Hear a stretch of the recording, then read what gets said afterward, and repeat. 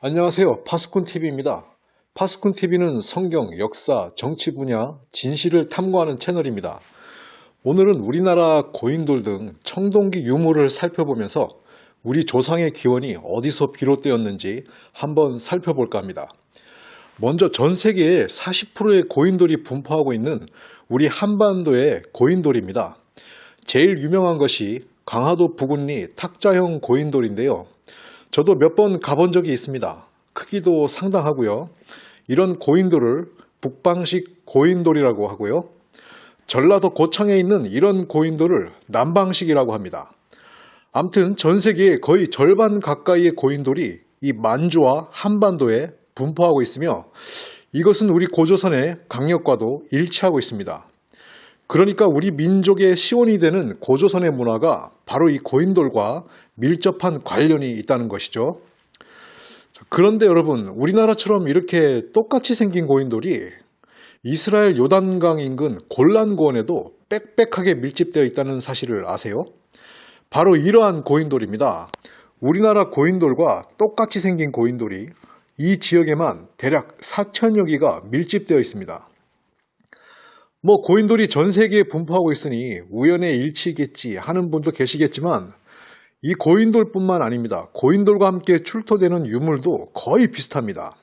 우리나라 고인돌에서 함께 출토되는 유물들이 바로 청동검, 다뉴세문경, 그리고 각종 옥기류들입니다. 청동검은 이렇게 비파형 동검, 세형 동검이 있고요. 지금 보시는 이 옥기는 바로 고조선 문명의 시온이라고도 할 수 있는 중국 랴오닝성에서 발견되는 홍산 문명의 옥기들입니다. 이 옥기들 역시 제단에서 발견되는 것들이고요. 다뉴세문경은 청동 거울로도 알려져 있는데 저도 잘 몰랐었는데 유튜브에서 영상을 살펴보다가 JTBC 차이나는 클래스에서 이 청동 거울을 역시 제사의식에 사용되는 도구였다고 얘기하더군요. 제사장이 가슴에 차는 용도로 사용되었다고 합니다. 그러니까 우리 고조선의 고인돌, 청동검, 다뉴세문경, 옥기류들이 모두 제사의식에 사용되는 도구들이었다는 것입니다. 그런데 여러분, 이와 똑같은 제식기구들이 이스라엘 골란고원의 고인돌에서도 출토된다는 점입니다. 자, 보세요. 이스라엘 청동기 문화의 유물들입니다. 고인돌도 똑같이 생겼고요. 그 지역에서 출토되는 청동검이고요. 그리고 고인돌 아래서 출토되는 옥기류들도 보세요. 우리나라 고인돌 문화에서 출토되는 옥기들과 똑같습니다. 그냥 우연히 큰 돌덩이를 쌓아 올린 것만 비슷한 것이 아니라 그 고인돌, 돌 재단에서 행해졌을 제식 도구들까지 똑같다는 것입니다. 이런 우연의 일치가 있을까요? 이 유물들을 통하여 우리가 내릴 수 있는 결론은 당시 세상에는 뭔가 공통적인 신화와 의식과 종교를 가진 인류가 한 지역에 모여 있었다가 무슨 이유로 서로 흩어졌다고 생각해 볼 수 있는 것입니다.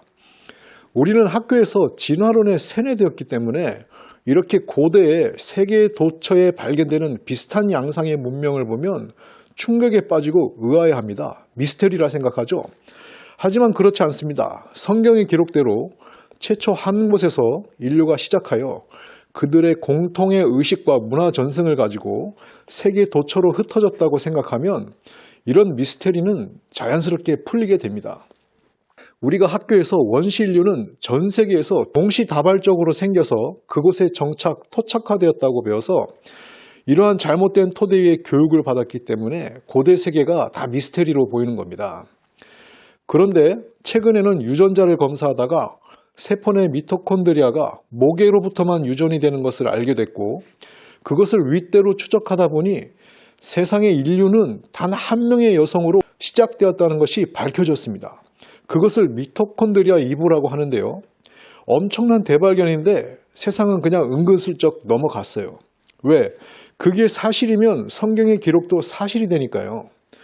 성경은 아담과 하와 이 한 부부를 인류의 시작으로 풀어나가거든요.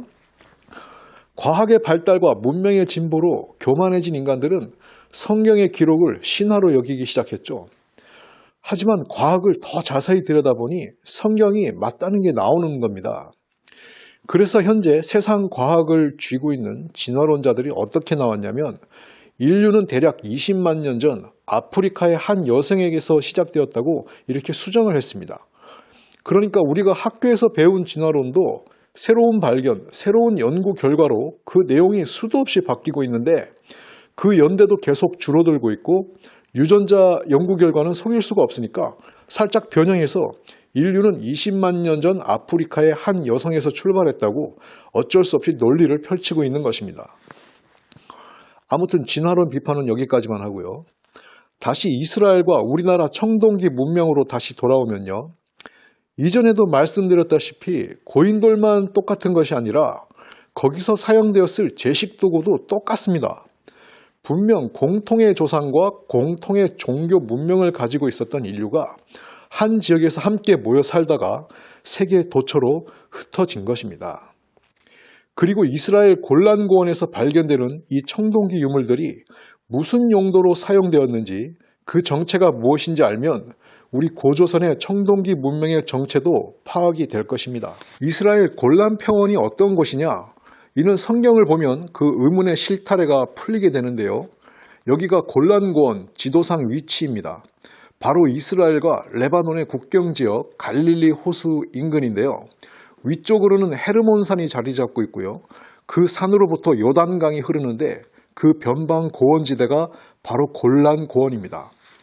그런데 여러분 성경을 보면요. 이 요단강 주변은 유독 신비한 현상, 특히 하늘의 천상적 존재들이 자주 등장하는 장소입니다. 먼저 창세기에 야곱이라는 인물이 나오는데 아브라함의 손자죠. 이 야곱이 고향을 떠나 방랑하다가 천사를 만난 곳이 바로 이 요단강 인근 베델이라는 지역입니다. 그리고 여기서 돌기둥을 세우죠. 그것도 역시 고인돌일 겁니다. 이 베델은 역시 아브라함이 고향 우르, 수메르 지역이에요. 우르를 떠나 가나안 땅으로 향하다가 처음으로 돌제단을 쌓은 곳이기도 합니다. 그러니까 성경 창세기에 나오는 인물들이 무엇인가 하늘의 신령한 존재들을 조우하면 그곳에 돌단을 쌓았다는 것인데 바로 그 지역이 신들이 자주 출몰하는 일종의 신성한 지역, 그러니까 요즘 말로 하면 스타게이트 같은 장소였고 그곳을 기념하고 그곳에서 제사를 드리기 위해 돌제단, 고인돌을 쌓았다는 것입니다. 그리고 바로 그것이 요단강 근처였고요. 그래서 요단강 인근 골란고원에 고인돌이 그렇게 많은 것입니다. 이 요단강 지역이 신성한 지역이라는 것은 성경에 자주 등장합니다. 엘리야가 초자연적인 존재들로부터 떡과 고기를 얻어먹은 곳, 그리고 불병거와 불말의 등장과 함께 하늘로 승천했던 곳도 요단강이었으며 예수님이 침례를 받을 때 성령이 비둘기처럼 내려온 것도 바로 이 요단강이었습니다. 그러니까 이 지역은 아주 신성한 장소였다는 것이죠. 우리나라로 치면 강화도 만이산 같은 곳인데 강화도에서도 고인돌이 많이 발견되잖아요. 자, 그럼 우리나라 강화도 등 고인돌이 많이 발견되는 곳이 어떤 곳이냐? 그 시대 그 기준으로 볼 때 뭔가 신성한 지역이었다는 것입니다. 요즘도 신성한 지역, 접신이 잘 되는 곳에는 무당들이 신당을 차립니다. 제가 사는 인근에도 구병산 자락 아래 마을이 하나 있는데 그곳에는 옛날부터 무당이 모여 살았다고 합니다. 뭔가 신성한 기운이 감도는 지역이죠. 그래서 요즘도 이상한 종교단체들이 들어와서 자리를 잡고 마을 주민들과 갈등을 일으키곤 합니다. 아무튼 이 고인돌을 위시한 각종 제식 도구들이 이스라엘 지역에서 출토되는 것과 우리나라 만주 한반도 고조선 유역에서 출토되는 것들이 모두 비슷한 양상을 보이고 있다는 것입니다. 고인돌은 성경에 나오는 아브라함, 야곱 등이 쌓았던 돌제단이고 비파형 동검 같은 청동검은 소나 양을 잡을 때 쓰는 도구였고 청동거울과 각종 옥기류들도 제사 때 사용된 도구였을 것입니다. 특히 청동거울은 제사장의 가슴에 다는 것이었는데 구약 성경 출애굽기에 나오는 제사장들의 패턴과 비슷합니다. 이스라엘 제사장들도 가슴에 흉패라는 것을 붙였는데요. 황금과 옥으로 구성되어 있습니다. 여기서 또 옥이 나오죠. 옥은 구약 이스라엘의 제사와 관련된 것입니다. 그 옥기류가 고조선에서도 출토가 되고요. 아마 이 옥기류들은 제사와 관련이 있는 것들인데 학자들은 이 옥기류들이 일종의 수신 안테나, 그러니까 요즘 말로 하면 스마트폰 같은 역할을 했을 것으로 추정합니다. 그 흉패 안에 옥기류들과 함께 우림과 둠밈이라는 것을 집어넣었는데 이 역시 옥 종류의 바둑알 같은 돌 종류라 여겨지고 있습니다. 이 용도가 바로 하늘의 뜻을 받아서 분별하는 것이었습니다. 제사의식 중 빛이나 파동 같은 것이 옥으로 전해지면서 이 우림과 둠밈에게 어떤 사인을 보내는 그런 형태로 사용되었던 것 같습니다. 우리나라 고대 부여에서도 전쟁에 나가기 전 제사를 치르며 소 발굽으로 점을 치는 의식이 있었는데요. 뭔가 하늘의 사인과 신호를 바라고 치른 제사였죠. 우제전법이라고도 합니다. 이스라엘 제사에서도 흉패에 붙인 각종 옥기류와 우림과 둠밈이 그런 역할을 했던 것으로 보입니다.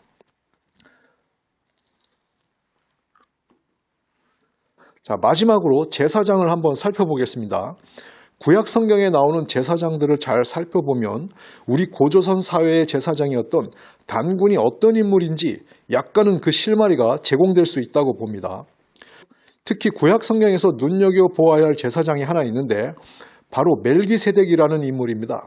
이 인물은 성경에 단 한 번 등장하는데 그 정체도 묘연하고 신비에 둘러싸여 있어서 신학자들 사이에서도 많은 논란이 되는 인물입니다.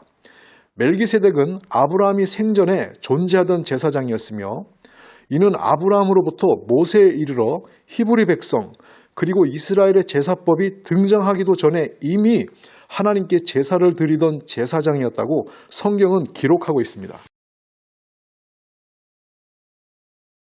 그러니까 아브라함이 선택받기도 전에 또한 히브리 백성이 세상에 나오기도 전에 이미 노아의 계보를 따라 셈의 종족 중에서는 야훼 하나님께 독자적으로 제사를 지내던 제사장들이 있었다는 것입니다.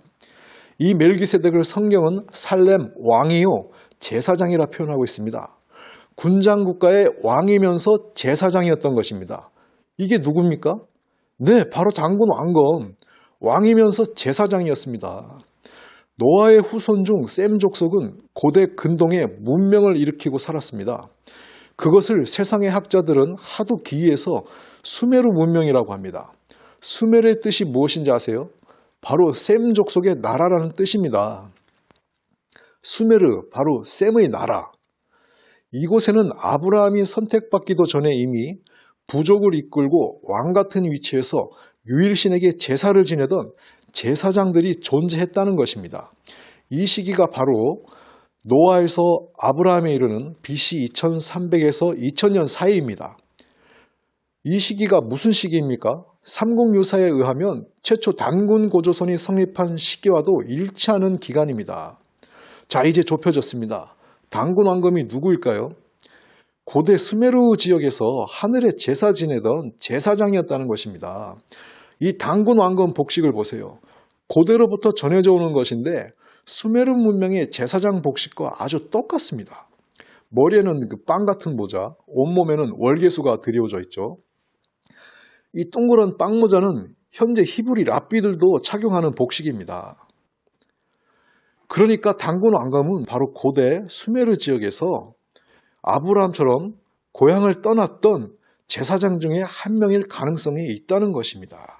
그러니까 최초 단군 왕검은 만주 한반도 지역에 있었던 것이 아니라 고대 근동 수메르 지역의 제사장이었고 이 단군 왕검이 일련의 부족들을 데리고 동쪽으로 이주해 오면서 한반도에 정착하니 환단고기를 연구하는 제야사학자들은 고조선 이전에 환군이 있었다고 얘기하는 것이고 그것이 바로 수메르 문명이고 오랜 세월 동쪽으로 이주해 오면서 만주 한반도에 정착하여 고조선 군장국고를 세운 것이 바로 단군 왕검이라고 추정이 됩니다. 참고로 단군 신화에 보면 단군의 아버지인 환웅은 무궁화가 핀 적성산에서 신시를 열었다고 하는데 그 무궁화의 원산지가 바로 이스라엘 팔레스타인 지역 시리아가 원산지입니다. 고대 근동 수메르 지역에는 무궁화가 지천으로 피어 있었다는 것입니다. 그리고 우리가 줄기차게 민요로도 부르고 있는 아리랑, 그 아리랑의 어원이 뭔지 아세요? 바로 알에서 왔습니다. 알과 함께 알이랑입니다. 그 알이 뭐예요? 바로 하나님이에요. 신. 한알림이라고 합니다. 고대 우리는 한울림, 한알림. 그 알이 바로 고대 근동 수메르 지역의 신의 이름이에요. 그쪽에서 히브리 유대 종교가 나오고 그리고 이슬람 종교가 나왔잖아요. 신 이름이 알라 다 그렇습니다. 예, 단군 왕검과 고조선 사람들이 섬겼던 신의 이름이 알이었어요. 수메르 근동 지방의 신의 이름이었다는 겁니다. 단군 신화도 신 환웅과 인간 웅녀의 결혼을 이야기하고 있는데 이 신화의 모티브가 바로 창세기에 등장하는 홍수 이전 스토리입니다. BC 2345년 노아 대홍수 이전에는 하나님의 아들들, 즉 천사들이 인간 여인과 결혼하는 신화 같은 이야기가 등장합니다. 사실 신화가 아니라 홍수 이전 세상에 실제로 발생했던 역사적 사건들이었습니다. 이러한 비정상적인 창조 질서에 어긋나는 결혼으로 말미암아 창조주 하나님이 홍수로 세상을 심판했다는 것이 바로 창세기 홍수 스토리입니다. 홍수 이후 노아의 후손들 사이에서 그 내용이 전승되었을 것이고 그 후손들이 세계 각지로 퍼져나가면서 신화로 둔갑된 것입니다. 바벨론이나 이집트, 그리스까지 통치자들이 제국을 건설할 때 이러한 신과 인간의 결혼 그리고 자신들이 그들의 후손임을 내세우며 천손이라는 것을 강조하면서 통치 지배의 정당성을 삼은 것입니다. 단군 왕검이 이끌었던 민족들도 만주 한반도에 이주해 오면서 인구가 늘어나니 여러 부족 국가들을 통합할 목적으로 이러한 단군 신화를 만들어낸 것으로 보입니다. 고대 근동 수메르 문명의 여러 종족들처럼 하나님을 섬기던 사람들이 인구가 늘어나고 나라가 커지니까 신앙의 변질이 생기게 된 것이죠. 아무튼 오늘 결론은 고대 근동 이스라엘 지역의 고인돌과 청동기 제식도구 그리고 만주 한반도의 우리 고조선의 고인돌과 청동기 유물을 통해 우리 한민족의 원시 조상이 고대 근동 수메르 지역에서 노아의 후손 중 일부가 그들의 신앙과 문명을 가지고 오랜 세월 극동으로 이주해와 정착했을 가능성을 살펴보았습니다.